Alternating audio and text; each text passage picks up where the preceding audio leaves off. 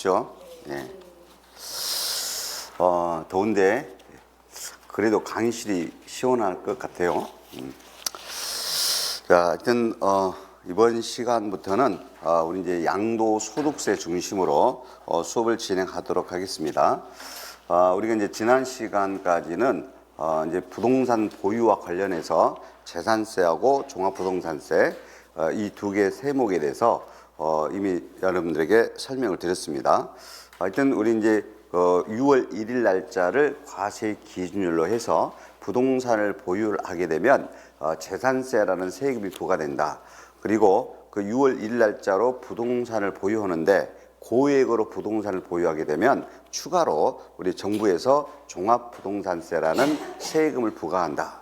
그래서 이 재산세는 재산 소재지 시군구에서 부과되는 세금이다. 그래서 지방세가 됐고, 그리고 이제 우리 종합부동산세는 이제 정부에서 고액의 부동산 보유자에게 부과되는 세금으로서 종합부동산세는 이제 국세에 속한다 그랬습니다.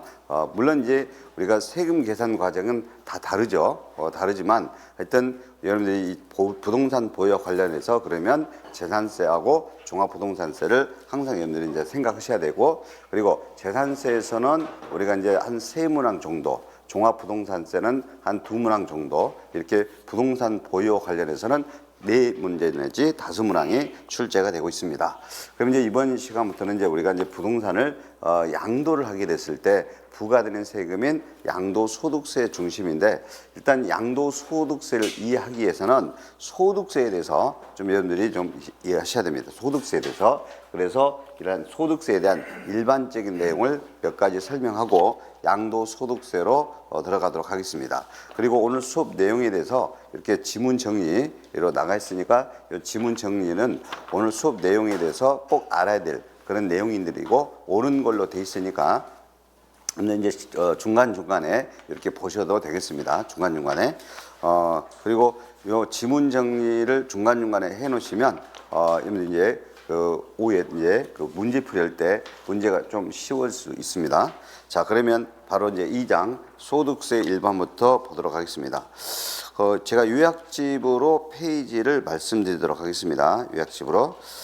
우리 요약집으로 페이지로는 이 소득세에 대해서 79페이지에 보면 소득세에 대한 총설이 나와 있습니다. 자, 소득세에 대한 내용이죠. 일단 우리 이제 소득세 그러면 이제 우리 크게 인격이라는 것이 법인하고 개인하고 이렇게 나눠지죠.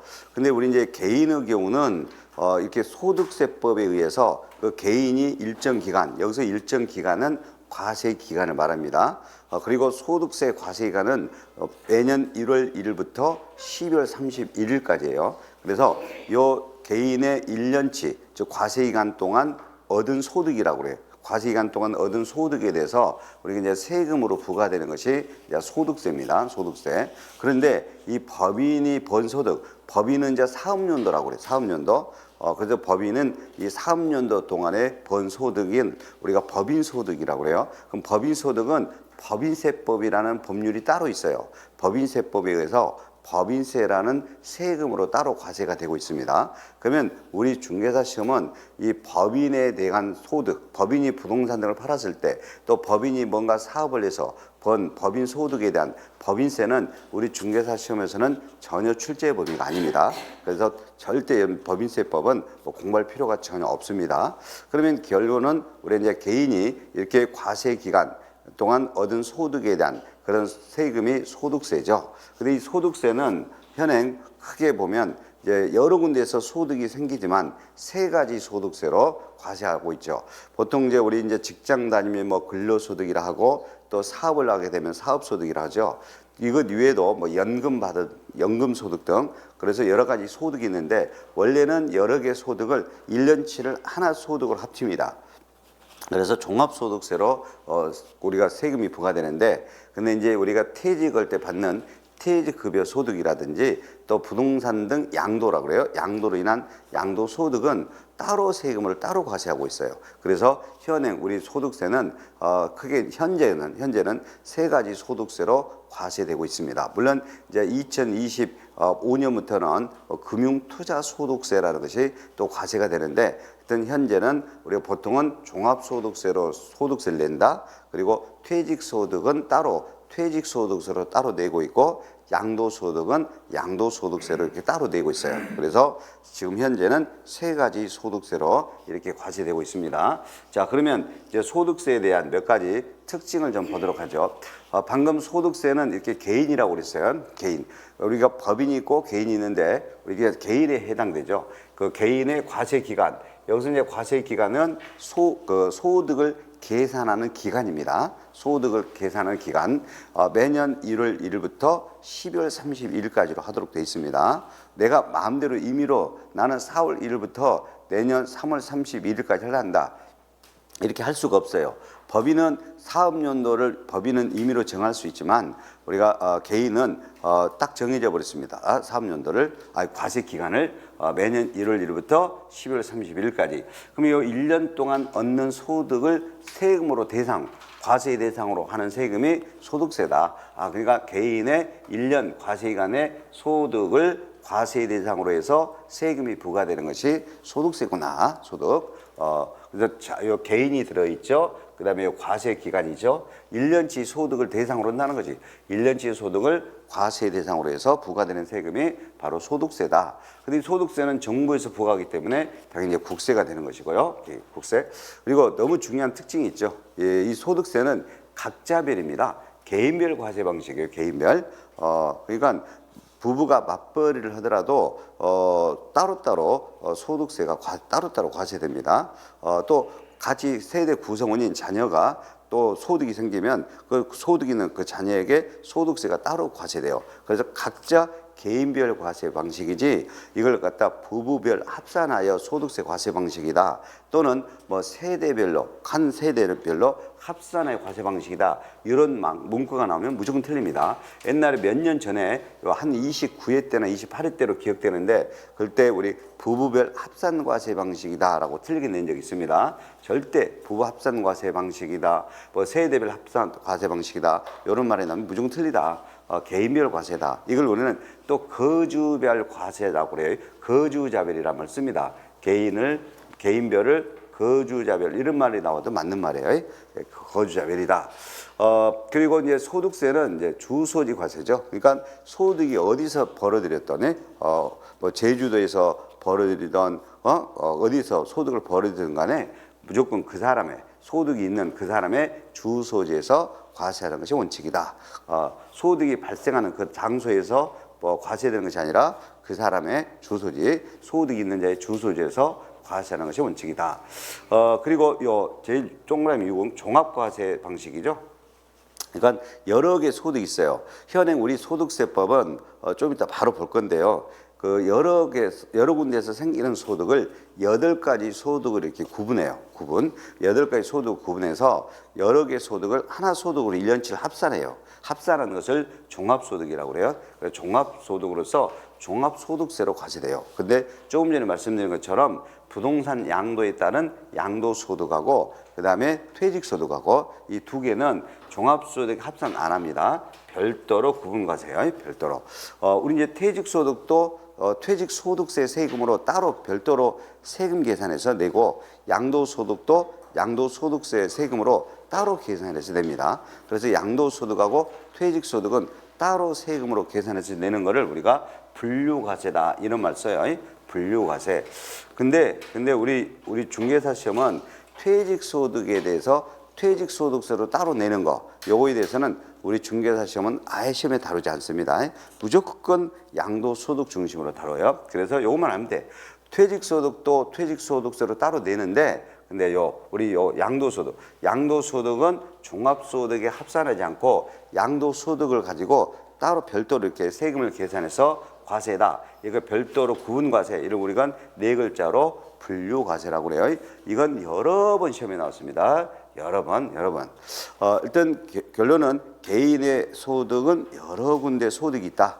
여러 가지 소득이 있다. 근데 여러 가지 소득을 하나 소득인 종합소득으로 해서 종합소득세로 과세된다. 그러나 양도소득은 따로 세금 계산해서 낸다. 이렇게 따로 계산해서 내는 거, 별도로 구분해서 계산해서 내는 거를 분류과세다. 양도소득은 따로 세금 낸다는 것 절대 잊어서는 안 되겠습니다. 당연히 신고 납부하는 세금입니다. 신고 납부하는 세금. 소득세 신고도록 돼 있죠. 보통 우리 이제 소득세는 과세기간이 1년이죠. 그러니까 다음 연도, 자 1년치 소득을 다음 연도 5월 31일까지 소득세 신고하고 납부죠. 이렇게 1년치 과세기간 1년치 소득을 다음 연도 5월 30일까지 신고하고 납부하는 것을 확정신고라고 많이 들어봤을 거예요. 그래서 그 5월 달에 되면 소득세 확정신고 납부하는 달입니다. 이렇게 아마 문구 등을 보고 그랬을 거예요.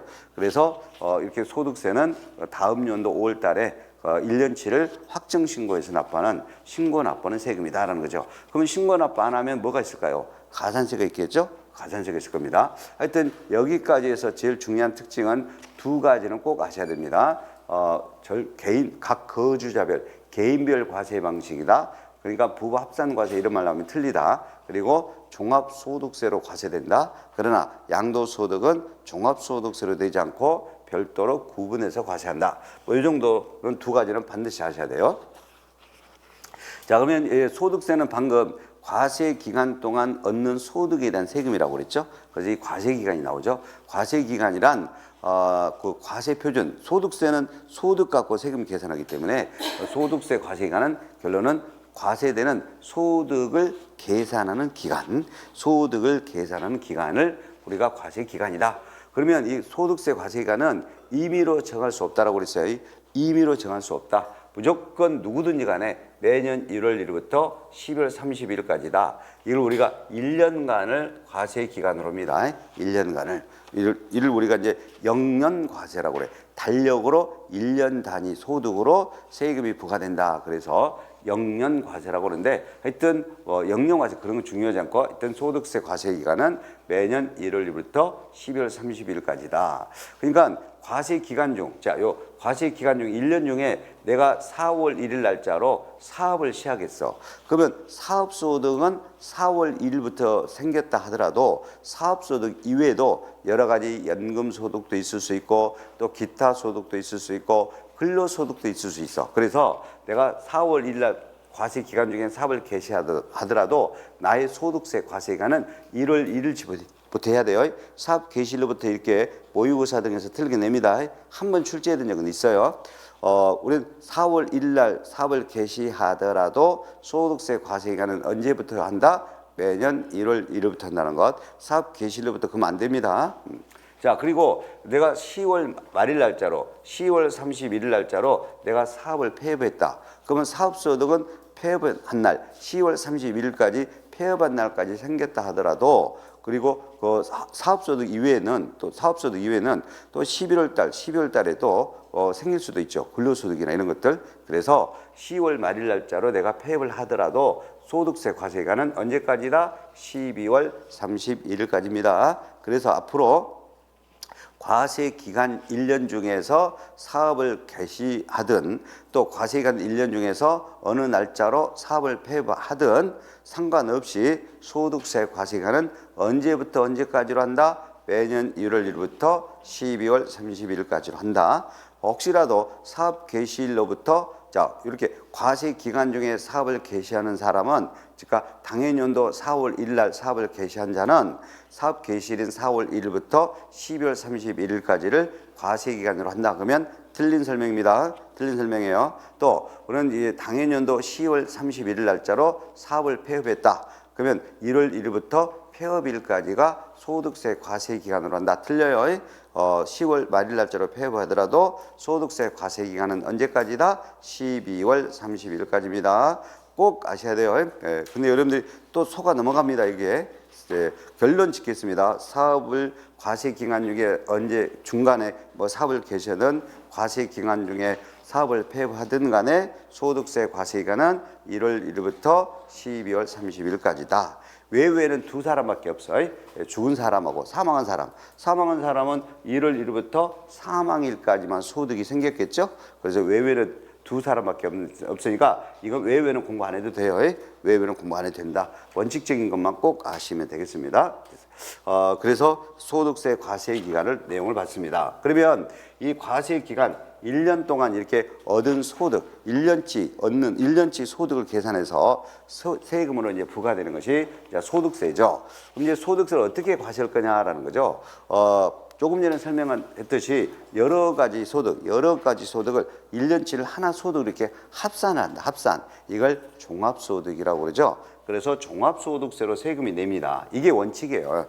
그런데 퇴직소득하고 양도소득은 따로 세금으로 계산해서 낸다는 거죠.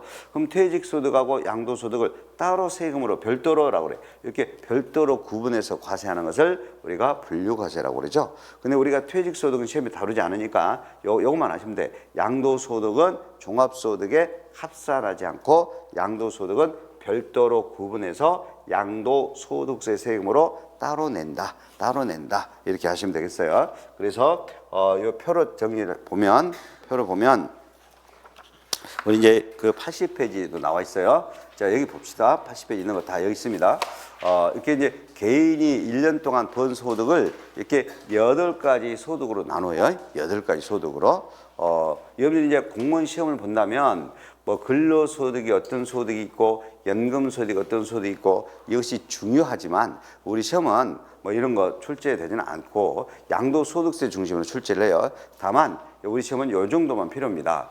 이렇게 여러 가지 소득이 있는데 이렇게 뭐 근로소득, 직장 다닌 근로소득도 있고 연금 받아서 연금소득도 있고 또 이렇게 사업으로 인한 사업소득도 있어요. 이자소득, 배당소득 등 이런 거를 1년치를 하나로 합칩니다. 이렇게 1년치 하나로 합쳐요. 1년치를 이렇게 6개의 소득을 하나로 합치는 것이 종합소득이고 이 종합소득에 대해서 종합소득세라는 세금으로 이렇게 과세를 해줘. 이런 걸 우리는 종합과세라고 그래요. 종합과세. 여러 개의 소득을 하나 소득을 합산하여 종합소득세로 낸다. 이걸 종합과세라고 그래요. 그럴 때 여러분들은 요것만 아시면 돼. 요 사업소득 제가 앞으로 이런 소득은 사업소득에 해당한다 그러면 무조건 여러분들은 다른 근로소득, 연금소득이랑 기타 소득이랑 합쳐서 종합소득세로 낸다. 종합소득세 낸다. 이런 것만 아시면 돼요. 그럼 제가 나중에 이런 말을 설명할 겁니다. 부동산 임대로 인한 부동산인 토지 건물 등 임대로 인한 소득은 사업소득에 해당한다. 그리고 부동산 매매업이나 주택 신축 판매업 등 주택을 신축 판매업 등은 사업소득에 해당한다. 제가 이렇게 이야기하면 여러분들은 이 사업소득에 해당되면 무슨 세금으로 낸다? 다른 소득이랑 합쳐서 무슨 소득으로 낸다? 종합소득세로 낸다. 이렇게 하시면 돼요. 그리고 제가 또 가끔은 그래요. 가끔은 기타 소득에 해당한다라고 이야기할 거예요. 그럼 그런 기타 소득도 다른 근로소득이나 연금, 사업소득이랑 합산해서 뭘로 낸다? 종합소득세로 낸다. 이렇게 하시면 돼요. 저 결론입니다. 결론. 앞으로 부동산 임대로 인한 소득은 사업소득이다. 부동산 매매업이나 주택지 판매로 인한 소득도 사업소득에 해당한다. 그러면 이 사업소득에 해당될 때는 무슨 세금으로 낸다? 종합소득세로 낸다. 다른 소득이 합쳐서 종합소득세로 낸다. 이렇게 하셔야 돼요. 그리고 제가 이제 이렇게 이야기할 겁니다. 제가 이런 소득도 이런 소득은 기타 소득이다. 이렇게 이야기할 거예요. 그럼 그는 기타 소득에 해당될 때도 다른 소득이랑 합쳐서 무슨 세금으로 낸다? 종합소득세로 낸다. 그러나 퇴직소득은 퇴직소득세로 따로 내고 양도소득은 양도소득세로 따로 내죠. 이렇게 따로 내는 것을 분류과세라고 했잖아요. 분류과세. 근데 이 퇴직소득에 따로 세금 내는 것은 우리 시험에 안 나와. 무조건 양도소득. 결론이에요. 양도소득은 위에 종합소득에 합산하지 않고 양도소득세 세금으로 따로 별도로 계산해서 낸다. 별도로 구분 계산해서 내는 것을 분류과세라고 그랬죠. 분류과세. 그러면 우리 이제 시험은 이 정도로 나옵니다. 부동산 임대업으로 인한 사업소득에 구성할 때 사업소득으로 구성하게 되면 종합소득세로 과세되고 양도소득으로 구성되고 사업소득으로 구성되지 않고 양도소득으로 해당될 때는 별도로 양도소득세 세금으로 따로 낸다라는 것, 따로 낸다 이렇게 하시면 되겠습니다.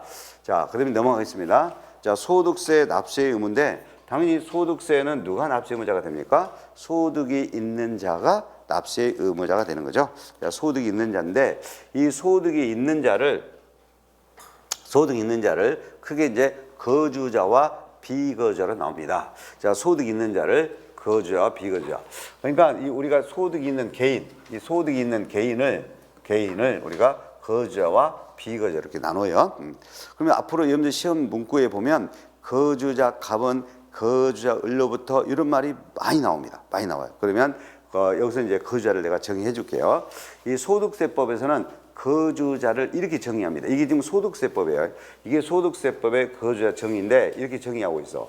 우리 대한민국 국내 주소를 두거나 그랬어. 그럼 우리 국내 주소가 있는 사람은 무조건 거주자가 됩니다. 근데 주소가 없어도 국내에 주소가 없지만 국내에서 1년 365일 중에서 반년 183일 이상 우리 국내에서 거소를 하게 된 자도 이 사람도 거주자가 됩니다. 그럼 여러분들 시험은 국내에서 주소가 없어도 183일 이상 우리 국내에서 거소를 하게 된 사람도 거주자라고 이렇게 시험 볼 때는 이렇게 하지만 그냥 통상 거주자 그러면 여러분들이랑 저처럼 국내 주소를 두는 사람이다. 두고 있는 사람이다 라고 생각하시면 돼요. 앞으로 거주자 이렇게 나오면 뭘 생각하면 된다?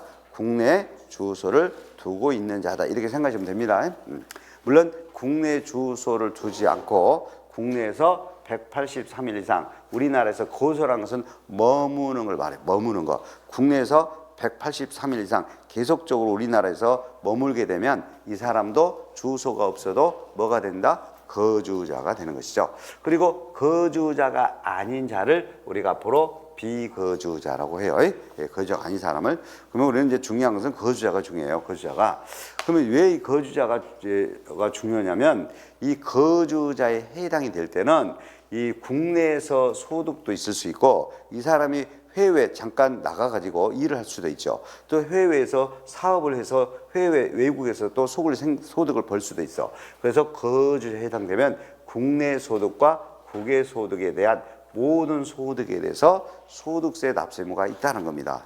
거주자에 해당되면 국내치 국외거 모든 소득에 대해서 납세 의무가 있어. 그러면 우리는 조금 전에 부동산 등을 양도했어. 부동산 등을 양도하면 토지나 건물 이런 걸 부동산이죠. 부동산을 양도하면 양도소득이 되죠. 그럼 양도소득은 조금 전에 양도소득세로 따로 별도로 구분해서 계산해서 낸다고 그랬어. 그러면 이 거주자가 국내에서 토지나 건물 등 부동산을 팔아서 양도소득이 생길 수도 있고 그 다음에 거주자가 외국에 있는 토지 등에다 투자해가지고 외국에 있는 부동산에다가 투자해서 외국에 있는 부동산을 양도할 수도 있죠.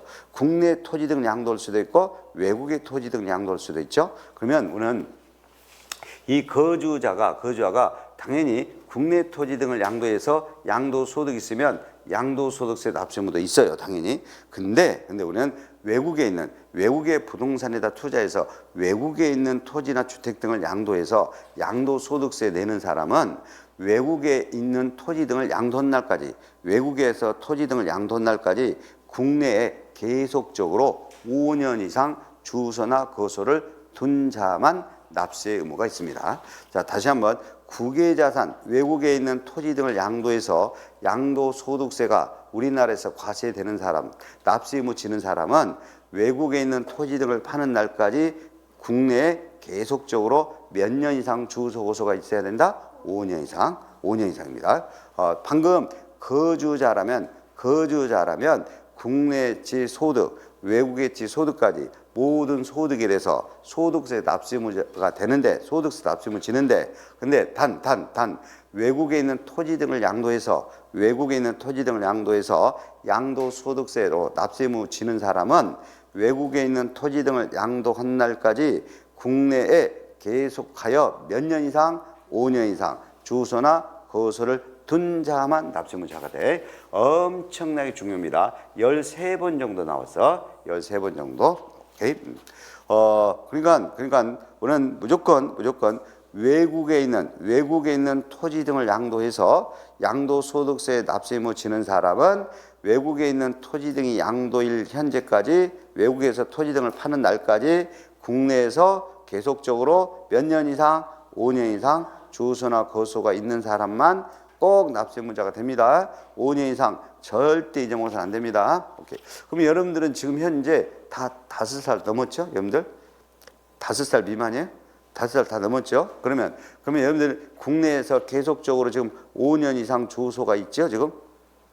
40 몇 년 주소 가지고 있잖아. 나도 40 몇 년 주소를 가지고 있어. 국내. 그럼 국내에서는 계속적으로 지금 5년 이상 주소를 가지고 있잖아요. 응? 그러면 당연히 나는 외국에 있는 토지 등을 오늘 팔게 되면 나는 국내에서 무슨 세금을 내야 될 의무가 있어. 양도소득세 납부할 의무가 있다 이 말이야. 여러분들도 국내 외국에 있는 토지 등을 팔게 되면 양도소득이 생기면 우리나라 국내에서 무슨 세금을 내야 될 의무가 있어. 양도소득세를 납부할 의무가 있습니다. 하여튼 우리나라에 국내 계속적으로 5년 이상 주소나 거소를 둔 사람은 국내지 토지 등을 파는 거 양도소득세 납세 의무도 있지만 뭐까지 외국에 있는 토지 등을 양도에 따른 양도소득세까지 납세 의무가 있습니다. 꼭 외국에 있는 토지 등을 팔아서 양도소득세 납세 의무 지는 사람은 몇 년 이상 우리나라 계속적으로 주소 고소가 있는 사람이다. 5년 이상 절대 이용을 한대요. 그러면 비거주자는 국내 주소가 없는 사람이기 때문에 비거주자는 우리 국내치 토지 등을 팔았네? 그러면 국내에서 양도소득세 납세 의무가 있단 말이에요. 비거주자는. 근데 비거주자는 국외권은 납세 의무가 없다라는 것을 꼭 아셔야 돼. 비거주자는 국내치는 양도소득세 납세 의무가 있다. 근데 비거주자는 국외권은 납세 의무가 없다. 국외권은 5년 이상 된 사람만 납세 의무가 있다는 것 꼭 아셔야 됩니다. 자, 그리고 납세지. 당연히 거주자는 우리 국내 주소가 있잖아. 그러니까 주소지가 납세죠. 주소지가 나의 관할이야. 그래서 양도소득세를 신고할 때도 양도자의 주소지 관할 세무서에다 신고가 돼야 돼. 물론 이제 주소지가 없는 사람은 거소지가 되는 것이죠. 그리고 비거주자는 국내 주소지나 또는 183일 이상 거소를 안 한 사람이잖아. 안 한 사람이니까 주소지나 거소지가 없는 사람이지. 그러니까 비거주자는 국내 사업장 소재지로 국내 사업장 소재이다. 이게 이제 소득세법의 납세지요. 지난번에 여러분들 종합부동산세에서 종합부동산세 개인의 납세지는 소득세법의 납세지를 준용한다 그랬죠. 이게 소득세법의 납세죠. 소득세는 앞으로 주소지 소득이 생긴 사람의 주소지가 없으면 거소지. 비거주자는 뭐예요? 어디? 국내 사업장 소재지가 이렇게 납세지가 되는 거예요. 그래서 지금까지 납세 의무자와 납세지를 봤는데 꼭 요 거주자 중심으로 하시면 돼요. 확인만 하면 넘어가겠어요. 일단 거주자 나오면 국내 그냥 편하게 생각해요. 국내 주소를 두고 있는 자다 이렇게 생각하시면 되고, 그리고 이 거주자에 해당되면 국내치 소득, 외국에서 소득, 모든 소득 갖고 소득세 납세 의무가 있다. 단 하나 외외가 있다. 하나. 외국에 있는 토지 등을 양도한 양도소득세는 외국에 있는 토지 등의 양도일까지 계속하여 국내에 5년 이상 주소나 거소를 둔 자만 납세 의무가 있다. 그리고 이 거주자의 소득세 납세지는 그 사람의 주소지로 한다. 주소지가 없으면 거소지로 한다. 그 다음에 비거주자는 거주자가 아닌 자다. 그래서 국내치만 소득세 납세 의무가 있다.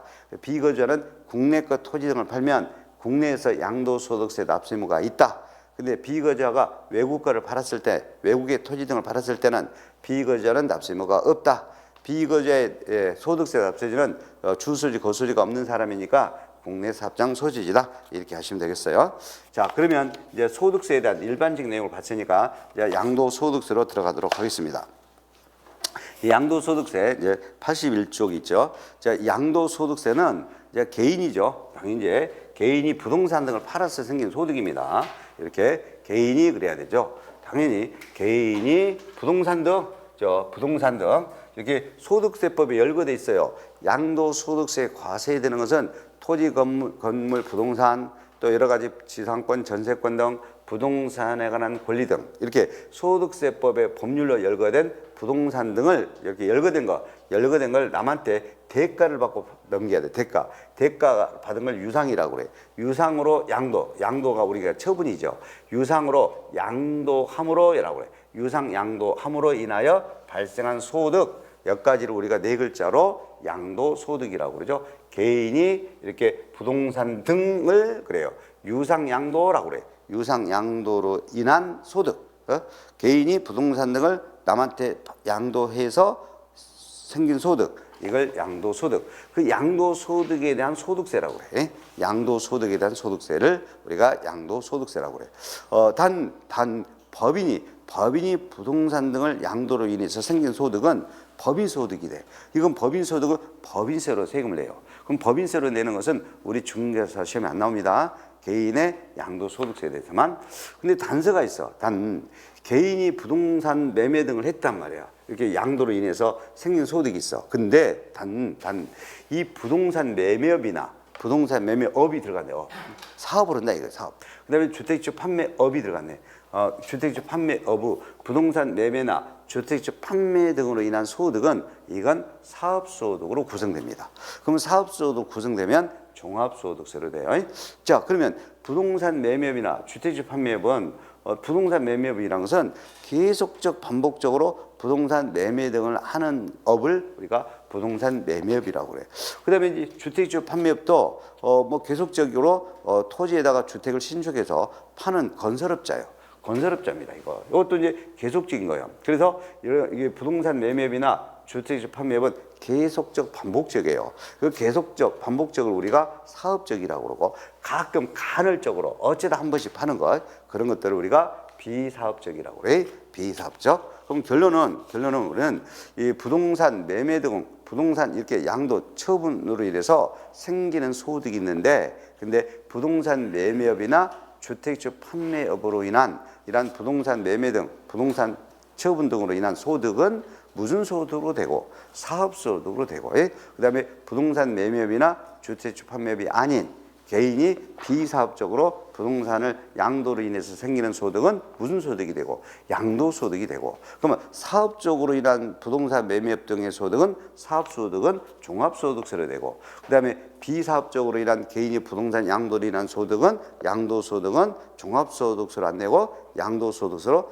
따로 내고 이해됐어요? 네. 그러면 대부분은 여러분들에게 물어볼게요. 여러분들이 한 3년 전에 토지를 한 3억 주고 산 토지가 있어요. 근데 이번에 5억을 받고 3년 지나서 이번에 5억을 받고 부동산 팔았어. 그래서 다른 경비가 안 들어갔다. 그러면 5억에 팔았다. 3억에 취득해서. 그럼 다른 경비는 없다고 가정한다. 그러면 얼마 이익을 봤어? 2억 이익을 받죠. 2억 이익을 봤어. 그러면 여러분들이 3년 전에 이걸 산 거를 오늘 2억 이익을 보고 팔았어요. 그러면 양도소득세로 내야 돼? 종합소득세로 내야 돼? 양도소득세 내야 되죠. 왜? 여러분들이 부동산 매매업으로 인한 사업적으로 부동산 양도로 인한 건 아니잖아. 비사업적으로 부동산 판 거 아니에요. 그죠? 그래서 대부분은 무슨 세금으로 냅니까? 대부분은 양도소득세로 냅니다. 그러나 꼭 부동산 매매업이나 주택주 판매업으로 인한 그런 소득으로 나오면 이건 무슨 소득으로 구성된다? 사업소득으로 구성된다. 사업소득으로 구성될 때는 무슨 세금으로 낸다? 종합소득세로 낸다. 오케이? 근데 대부분은 개인이 부동산 등을 팔았을 때 대부분은 사업적이다, 비사업적이다. 비사업적으로 이렇게 간헐적으로 파는 거 비사업적으로 팔게 되는 경우는 무슨 소득으로 된다? 양도소득으로 된다. 양도소득 될 때는 무슨 세금으로 낸다? 따로 양도소득세 세금으로 따로 낸다. 오케이, 됐어요.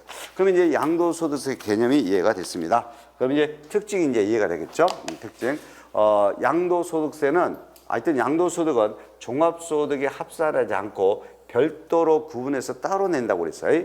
분류과세. 양도소득은 따로 세금 계산해서 돼요. 양도소득 따로 낸다. 자, 그 다음에 양도소득세 꼭 신고납부하도록 되어 있습니다. 신고납부. 예정신고납부 있고 확정신고납부 있어요. 신고납부를 꼭 원칙으로 합니다. 이제 신고납부 등을 의무를 다하지 않을 때는 정부에서 부과돼. 정부에서 부과될 때는 무조건 가산세가 있어.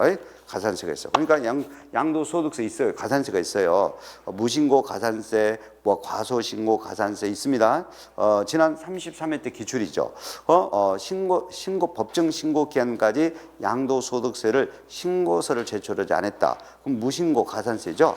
그래서 무신고 납부 세금의 100분의 20의 가산세를 부과한다. 맞아요. 지난 33회 때 맞는 지문입니다. 무신고 등 가산세가 있어요. 또 납부되지 아니하면 또 납부 연체된 납부 지연 가산세가 있습니다. 꼭 신고되지 않을 때 무신고등 가산세를 적용한다. 납부되지 아니할 때 납부지연 가산세를 적용한다라는 것. 그리고 무조건 유상 이전에 대해서만 뭔가 대가를 받고 양도해야 돼. 대가가 꼭 대가성이 있어야 돼요. 소득이 생겨야 된다는 거예요. 쉽게 말하면 대가를 받아가지고 내가 소득이 있어야 된다는 거지. 그러면 대가 받지 않고 공짜로 무상 이전은 양도로 안 본다는 거예요. 그러니까 증여나 상속 등 무상 이전되는 것은 기부 등으로 인한 이런 것은 양도소득세 내는 거 아닙니다. 반드시 대가를 받고 넘겨야 되죠. 무상 이전은 양도로 보지 않는다. 그리고 양도소득세는 금액이 크니까 저 분할 납부를 인정하고 있습니다. 납부 세금이 1천만 원 초과여 한꺼번에 납부하기 곤란하다면 신청해서 2개월 내에 분할 납부는 돼요. 근데 절대 양도소득세는 물납은 허용하지 않습니다. 별표죠, 별표. 그래서 지난 33회 때 이렇게 출제됐죠. 법률에 의해서 토지 등이 수용된 경우에는 물납을 신청할 수 있다. 틀렸네요. 어떤 경우든 양도소득세는 물납을 신청할 수가 없습니다. 그러나 납부 세금이 1천만 원 초과되면 신청하여 분할 납부는 가능하다.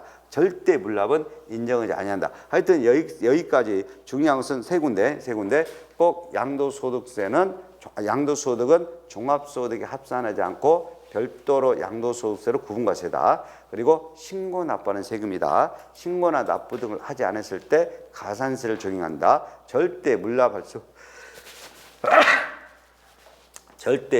수 없다. 그러나 분할 납부는 허용됩니다. 분할 납부는. 자, 그리고 양도소득세는 신고 납부는 세금이라고 그랬죠. 그래서 예정신고 납부가 있고 확정신고 납부가 있습니다. 예정신고 납부도 하지 아니했을 때도 가산세가 적용하고 확정신고 때도 가산세 적용합니다. 어떤 사람은 예정신고 납부 때는 가산세를 적용하지 않는 걸로 착각하고 있는데 예정신고 납부 때도 꼭 가산세를 적용한다는 것. 그리고 확정신고 납부 때도 당연히 가산세를 적용합니다. 그리고 언제까지 예정신고 납부해야 되는지, 언제까지 확정신고 납부하는지 이건 이미 앞에서 설명한 바 있기는 있는데 보통 우리가 소득세 확정신고는 다음 연도 5월 31일까지죠. 다음 연도 5월 31일까지. 그런데 양도소득세는 또 의무적으로 예정신고 납부가 있죠. 무조건 시험은 부동산의 예정신고 납부죠. 이미 토지나 건물 등 상가 등 뭐 이런 걸 팔았을 때 예정신고는 원칙상 그래요. 원칙은 양도일이 속하는 달의 말일 날짜에서 2개월 이내죠.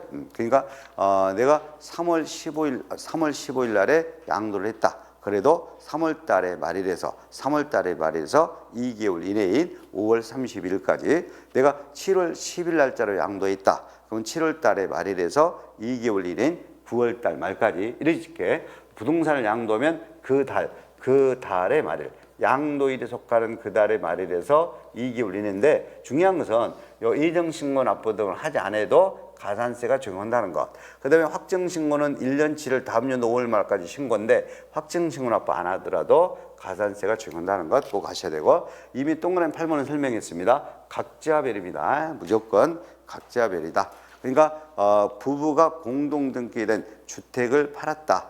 그런데 양도소득 금액이 1억이 나왔다. 그러면 지분이 2분의 1씩 같다. 그러면 전체 양도소득 금액의 1억의 2분의 1인 5천만 원은 남편이 양도소득세 신고납부 해줘야 되고 또 나머지 2분의 1인 5천만 원 양도소득 금액에 대해서는 또 아내가 또 양도소득세를 신고납부해야 돼요. 무조건 한다? 각자별이다라는 것. 부부가 공동 등기된 부동산을 양도하더라도 각자별 과세다라는 거지. 쪼개서 과세. 그러면 우리 양도소득세 세율이 6%부터 45%까지 이렇게 소득의 크기에 따라 소득 금액에 따라 세율이 이렇게 높아가니까 될 수 있으면 우리가 공동 등기를 해서 양도했을 때 양도소득 금액이 쪼개지니까 소득 금액이 나눠지니까 소득 금액이 낮아지겠죠. 그러면 세율이 낮은 세율을 적용하니까 양도소득세를 좀 줄일 수 있습니다. 하나의 절세 방법으로는 공동 등기해서 양도를 하게 되면 양도소득세가 아무래도 소득 금액이 나눠지기 때문에 소득세가 부담이 좀 완화될 수도 있어요. 그래서 하여튼 각 거주별 과세라는 것 아시면 되겠습니다. 부부 합산 과세 이렇게 나오면 틀린 설명이 돼요. 자, 그러면 이제 양도소득세에 대한 특징도 이해했으니까 이제 그러면 본격적으로 양도소득세 과세 요건이죠. 지금 양도소득세가 과세가 되려면 양도소득세 과세 대상 그 요건에 해당돼야 되고, 또 양도소득세 납세 의무자 요건에도 해당돼야 되고, 또 양도소득세 과세 표준하고 세율, 과세 표준 세율 뭐 이런 것을 지금부터 보도록 하겠습니다. 먼저는 과세 대상이죠. 양도를 했어요. 그런다고 해서 모두 양도소득세가 내는 거 아닙니다. 양도소득세 과세되는 것은 이런 것을 이런 자산, 이런 권리 등을 양도했을 때만 양도소득세 과세 대상이다. 이렇게 소득세법에서 열거돼 있어요. 열거돼 있어요. 그래서 결론은 양도소득세 세금으로 과세되는 것은 소득세법에서 법률로 규정된 그런 자산이나 권리 등을 양도했을 때만 양도소득세 과세된다.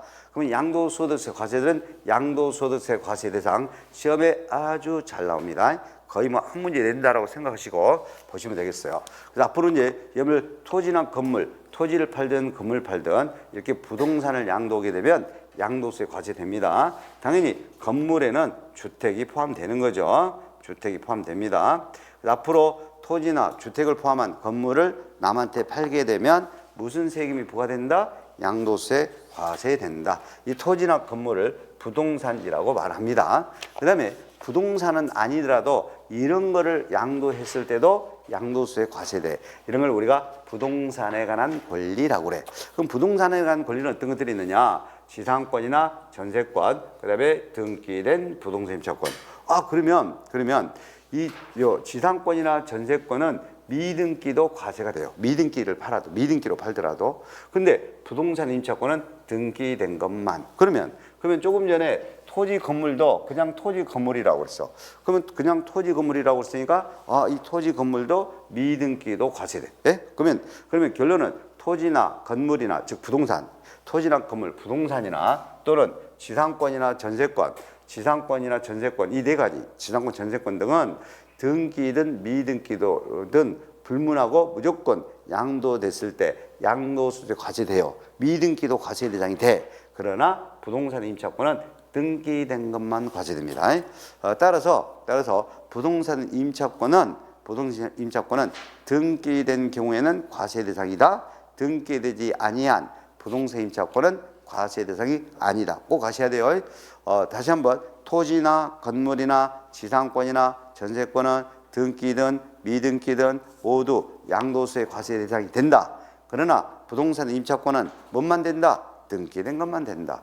부동산 임차권이 등기되지 않은 경우는 양도세 과세 대상이 아니다. 그럼 시험 지문에서 이렇게 나왔죠. 실제로 미등기 상태로 전세권 양도는 양도소득세 과세 대상이다. 맞는 설명이에요. 근데 등기되지 아니한 부동산 임차권의 양도도 양도소득세 과세 대상이다. 그럼 틀려. 부동산 임차권은 등기된 것만 양도세 과세 대상이 됩니다. 그리고 부동산 취득할 수 있는 권리가 있죠. 자, 부동산 취득할 수 있는 권리는 다 해당됩니다. 다 해당돼요. 우리가 대표적으로 예시를 하면 이게 예시. 이게 예시예요. 예시되면 이런 것들이죠. 예시되지 않는 것들이라도 부동산을 취득할 수 있는 권리는 모두 다 양도세 과세 대상이 됩니다. 대표적으로 예시된 거에서 동그라미 1항이 제일 많이 나오죠. 건물이 완성이 되면 건물과 이에 딸린 토지를 취득할 수 있는 권리. 이렇게 출제되기도 해요. 건물이 완성이 되면 건물하고 이에 딸린 토지를 취득할 수 있는 권리. 예를 들면 우리가 분양권이죠. 분양권, 또 뭐 입주권 같은 거, 입주자로 선정된 지위, 입주권이나 분양권 등 이런 것들을 말합니다. 그리고 이것도 양도세 과세됩니다. 자, 토지주택공사나 또는 지방자치단체에서 발행해야 돼. 지자체 등에서 발행한 토지상환채권이나 주택상환채권도 양도소득 과세 대상이 됩니다. 이런 것도 토지상환채권, 주택상환채권도 부동산 취득할 수 있는 권리가 돼요. 근데 이건 절대 안 됩니다. 우리 시험에 토지개발채권으로 출제가 된 적이 있어. 토지개발채권은 해당 사항이 없습니다. 오로지 지방자치단체나 토지주택공사가 발행한 토지상환채권이나 주택상환채권에 대해서만 양도소득세 과세 대상이 돼. 이렇게 상환으로 써줘야 돼. 상환으로. 토지상환채권, 주택상환채권, 토지개발채권으로 나오면 과세 대상이 아닙니다.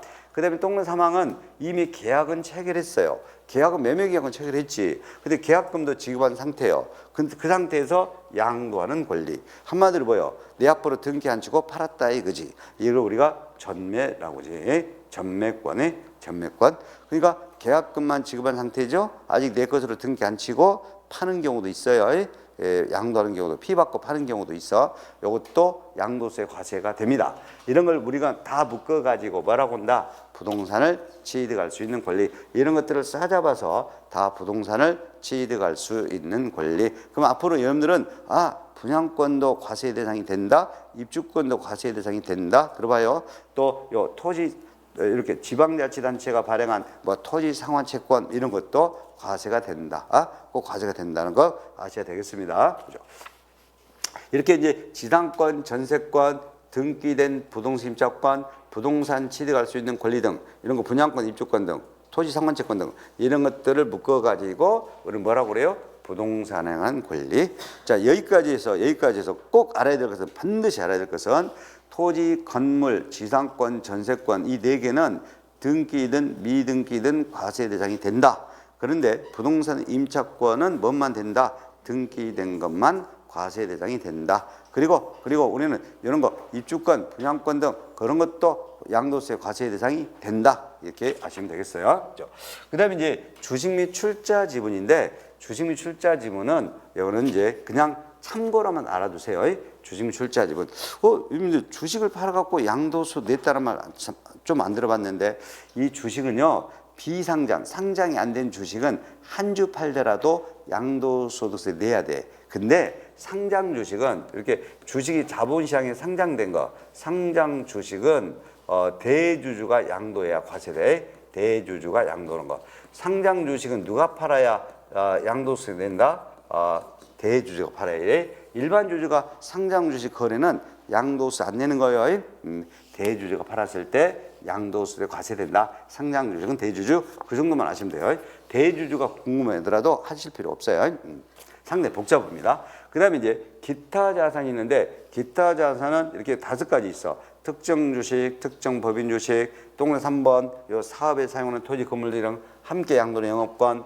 이거 외에도 기타 자산에는요 특정 시설물 이용권, 회원권, 그다음에 이축권 뭐 이런 것들을 5개 묶어서 우리가 이제 기타 자산이라고 하는데 이 5개 기타 자산 중에서 동그라미 1, 2번은 시험에 다루지 않아. 그러니까 모의고사 등에 나와도 전혀 이런 것은 틀려도 됩니다. 앞으로 양도소득세 과세되는 기타 자산 그러면 거의 동네 3번으로 돼요. 동네 3번에다 별표요. 사업에 사용하는 토지, 건물, 부동산 권리랑 꼭 이 2글자가 들어가야 돼. 함께 양도하는 영업권, 함께 양도하는 영업권을 우리가 양도소득세로 내게 됩니다. 일단 영업권이라는 것은 이것을 아셔야 돼요. 영업권이란 건 뭐냐? 한마디로 말하면 권리금이에요. 권리금. 여러분들이 인가나 허가받고 민가받고 면허받아가지고 사업을 한 10년째 해오다가 이 사업을 남한테 넘길 때 대가를 받고 넘길 때 좀 대가를 받고 넘길 때 피를 받고 넘겨 그냥 넘겨 피를 받고 넘기지. 그게 바로 뭐야? 권리금이지. 권리금. 그걸 우리는 앞으로 영업권이라고 그래요. 그러면 들어보세요. 내가 인가나 허가나 면허 받아가지고 인가 등을 받아가지고 내가 이렇게 뭔가 사업을 해오고 있습니다. 내 거 부동산에서 사업을 해오다가 이 부동산을 팔게 됐어요. 그래서 부동산을 팔게 됩니다. 토지 건물, 내 사업용 건물, 토지 건물을 10억에 양도하면서 뭣도 넘기냐? 사업을 같이 넘겨. 그래서 사업을 같이 넘기면서 1억 원의 권리금을 받았어. 그러면 토지 건물 10억에 양도하면서 함께 사업도 양도하면서 권리금 영업권 얼마 함께 받았어? 1억 원 함께 받았죠? 그럼 함께 받은 권리금 1억도 양도소득세로 내야 된다 이 말이야. 이해됐어요? 왜? 토지 건물을 사업에 이용된 토지 건물을 사업용 부동산을 내가 양도하면서 사업도 넘기면서 함께 권리금 1억을 받았으니까 함께 받은 권리금 1억도 무슨 세금으로 낸다? 양도소득세로 낸다. 그런데 이 토지건물, 내가 사업에 사용한 이 토지건물이 내 것이 아니야. 나는 임차 세를 얻어가지고 사업을 했어. 그러면 이 토지건물은 못 팔아. 뭐만 넘겨? 사업에 대해서 권리만 넘겨. 사업에 대한 권리만 넘겨. 그래가지고 권리금만 단독으로 받게 돼. 그러면 권리금만 단독으로 1억을 받게 되면 영업권만 권리금만 단독으로 받은 거예요. 이런 경우는 기타 소득으로 하도록 돼 있어요. 그럼 결론은 함께란 말이 써지면 양도소득, 권리금, 영업권만 단독으로 받으면 기타소득. 오케이? 토지 사업에 사용한 토지 건물을 양도하면서 함께 받은 권리금, 영업권은 무슨 세금으로 세금 낸다? 양도소득세로. 근데 권리금만, 영업권만 분리하여 단독으로 그럼 뭐가 된다? 기타소득이다. 기타소득이 되면 종합소득세로 내야 돼. 양도소득이 되면 양도소득세로, 기타소득이 되면 종합소득세로 돼요. 왜 이게 엄청나게 중요하느냐? 기타소득으로 될 때 필요적 경비 처리해 주는 거하고 양도소득으로 됐을 때 필요적 경비 처리되는 것이 달라요. 다르기 때문에 무조건 함께란 말 들어가면 양도소득, 영업권만 분리 단독 그러면 기타소득 됩니다. 자, 이것 이외에도 이것도 앞으로 여러분들 골프 회원권, 콘도 회원권 이런 거, 사우나 회원권 이런 걸 팔더라도 세금 냅니다. 특정 시설물 이용권, 회원권 뿐만 아니라 요거요. 뭔가 시설물을 이용할 수 있는, 시설을 이용할 수 있는 권리가 부여라 그래요. 권리가 부여된 주식을 팔아도 돼. 그러니까 앞으로는 여러분들은 골프 회원권이나 사우나 회원권 이런 것들 팔더라도 양도세 과세된다. 뭔가 시설물을 이용할 수 있는 권리가 부여된 주식을 팔더라도 과세된다는 거 꼭 아셔야 돼요. 특히나 시설물 뭔가 그 회사의 골프장 시설을 이용할 수 있도록 권리가 부여되어 있는 주식을 거래하더라도 양도세 내야 돼. 왜? 이용권을 판 거나 똑같단 말이에요. 시설물을 이용할 수 있는 권리가 부여된 주식이니까 그 주식을 넘기면 이용권을 넘긴 거나 똑같다. 그래서 이런 경우도 양도세 과세 대상이 됩니다. 앞으로는 골프 회원권 등을 팔아도 양도세 내야 돼요. 그다음에 자, 토지 건물하고 여기도 함께라고 그래요. 꼭 이축할 수 있는 권리도 함께란 말에 꼭 들어가야 돼. 함께. 이런 경우가 있어. 그린벨트 안에 내 오래된 토지의 건물이 있어. 오래된 건물.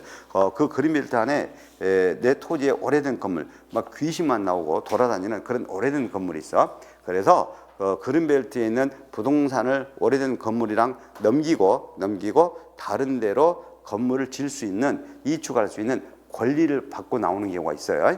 그러면 그린벨트에 있는 오래된 토지 건물을 양도하면서 다른 데다 건물을 질 수 있는 이축권에 대한 권리까지 함께 갖고 나와요. 근데 다른 데다 이축할 수 있는 그 권리를 피를 1억을 받고 팔아버려요.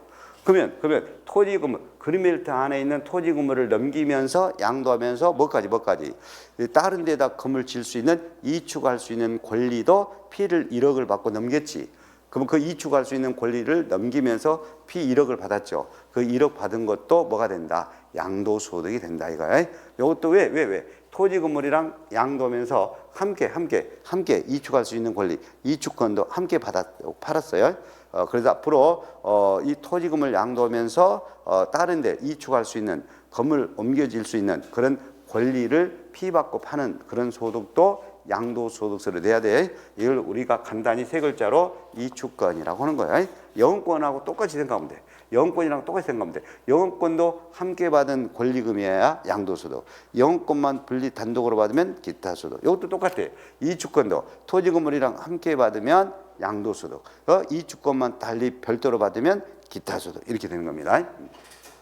그리고 가로 5하고 가로 6은 시험에 다루진 않고 제목만, 앞으로 파생상품 등 거래 행위 등으로 인한 소득도 양도소득이다라는 것 정도. 그 다음에 신탁의 이익을 받을 권리를 넘겨요. 막교는 신탁 재산에서는 임대 수익이 생겨. 그 임대 수익을 받을 수 있는 권리야. 그 권리를 피받고 넘기는 사람도 있어요. 신탁 재산에서 생기는 이익을 받을 권리를 대가를 받고 넘겨요. 그러면 그 신탁 이익을 받을 권리를 넘기겠다 이거예요. 이걸 5글자로 신탁 수익권입니다. 그럼 앞으로 신탁 수익권을 양도하는 경우도 양도소득세 내야 됩니다. 양도소득세 내야 돼. 그래서 지금까지 우리는 양도소득세 과세 대상을 받습니다. 자, 확인하고 시겠습니다. 확인하고. 너무 중요합니다. 양도소득세 과세 대상 어떤 것들이다? 자, 확인하고, 자, 토지 건물. 자, 토지 건물은 무조건 양도소의 과세 대상이 된다. 토지 건물, 미등기를 포함한다. 그 다음에 또 뭣도 된다? 여러 가지 부동산에 관한 권리가 있다. 지상권이나 전세권은 미등기도 포함된다. 근데 부동산 임차권은 등기된 것만. 자, 그리고 여러 가지 분양권 등 토지 상환채권 등 이러한 부동산을 취득할 수 있는 권리도 양도소의 과세 대상이 된다. 그리고 앞으로 부동산에 관한 권리라고 주어지면 이런 걸 다 말한다. 지상권, 전세권, 등기된 부동산 임차권, 분양권 등 부동산 취득할 수 있는 권리 등 이런 걸 묶어가지고 부동산에 관한 권리다. 오케이. 자, 그다음에 우리 이제 주식 및 출자 지분, 특정한 주식, 특정한 상장 주식, 대주주가 양도하는 거, 이것도 과세가 되기도 한다. 그다음에 기타 자산이 있다. 특히 기타 자산에는 사업에 사용하는 토지, 건물, 부동산 권리 등이랑 함께 같이 양도하는 그런 영업권은 양도소득세를 낸다. 그러나 영업권만 분리하여 단독 양도는 기타 소득이 된다.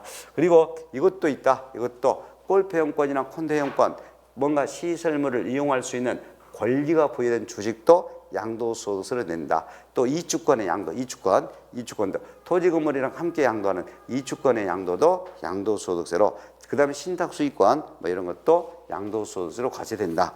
그러면 양도소득세 과세되는 것은 이렇게 열거돼 있어요. 열거돼 있기 때문에 과세 대상이 열거된 이 과세 대상이 아닌 것을 물어봐. 아닌 것을 모르면 거의 이것이 답이야. 양도세 과세 대상이 아닌 것 시험에 나오면 거의 가로 1번이 답이야. 등기되지 아니한 부동산 임차권. 오케이. 그런데 우리는 앞으로 이런 거 특허권이나 광업권, 어업권 등 그런 것들 무채 재산권이라고 그래. 특허권 등의 양도 등도 과세상이 아니야. 양도세로 과세되는 거 아니란 말이에요. 그다음에 영업권만 단독 양도, 지역권 양도. 이렇게 우리는 가로 1번부터 등기되지 아니한 부동산 임차권, 특허권, 광업권 등 무채 재산권 양도, 영업권 단독 양도, 지역권 양도 이런 것을 우리는 기타 소득으로 구성돼요. 기타 소득으로 구성되는 것이지 절대 양도소득에서 구성되는 거 아니다는 것. 그다음에 이제 토지 개발 채권도 양도세 과세상이 아니다는 것 정도 아시면 되겠습니다. 우리 시험은 거의 양도소득세 과세상이 아닌 것 나오면 등기되지 아니한 임차권이라든지 부동산 임차권, 특허권 양도, 영업권 양도, 또 단독 양도 이런 정도로만 출제가 됩니다. 근데 지역권 양도나 토지개발 채권 양도도 양도소득세 과세상이 아니다. 그럼 과세 대상인 거, 우리가 시험에 나오는 과세 대상이 아닌 것, 이런 것까지 정리했습니다. 그래서 이번 시간에는 우리 양도소득세에 대한 기초적인 내용, 특징들, 또 양도세 과세 대상 이런 내용까지 봤습니다. 자, 다음 시간에는 양도의 여부라든지 양도 시기 및 취득 시기 등 이런 내용을 보도록 하겠습니다. 조금 쉬었다 하겠습니다.